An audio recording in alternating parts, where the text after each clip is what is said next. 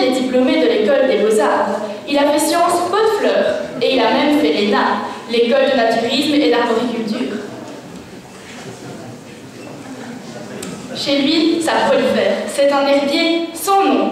À chaque bouton de rose qui s'ouvre, il fait une fête. Il dit qu'une nouvelle rose est une maison éclose, alors il faut pendre la trémière. Ses voisins grosses légumes l'appellent Interflora, la reine du sécateur. Mademoiselle chante la pelouse. Tout ça parce qu'il dépote, qui n'est pas dans le sillon. Dans son jardin secret, il y a de l'amour partout. Ça pousse comme du chien-vent.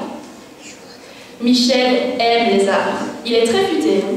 Les joncs comme les érables, les hêtres en général, il cueille à plein bouquet le plaisir des essences. Il n'est pas insensible au charme et au boulot. Mais voilà, ça ne date pas d'hier. Michel, il ne s'en cache pas, a un faible pour les hommes. Oh, il n'est pas sectaire, hein. Il aime aussi les fans de pommes de terre, de radis, de carottes, et il paraît même qu'en douce, il cultive l'ananas. Mais il préfère les ormes. Il recherche l'orme sœur, un tronc fort et robuste où poser son épaule, un pilier du potager qui serait sa vieille branche. Il aime la vie, le buis et les saulerilleurs. Seulement, faut pas le chercher, lui titiller sur jonc ou piétiner ses plates-bandes. Parfois, comme vous et moi, il lui prend des envies d'épicéa ou de cacahuètes.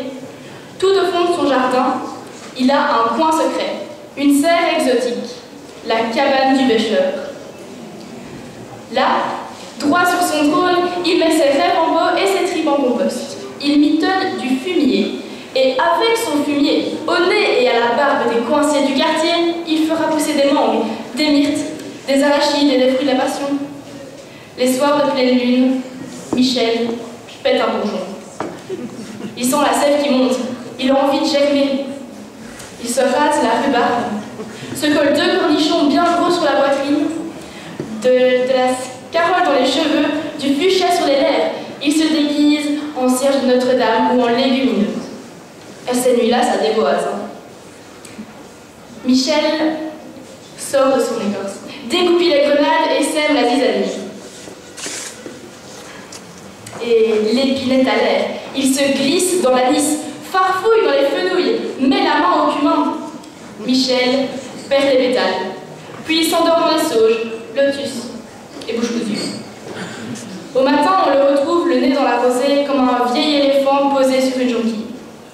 Oh, s'il penche du roseau, ne croyez pas qu'il s'étiole. D'ailleurs, vous ne risquez pas de le voir se faner. Michel n'est pas du genre à finir d'un jardin. Gardien de porcelaine d'un jardin suspendu où la seule solution qu'il traite, c'est de te jeter dans le vide.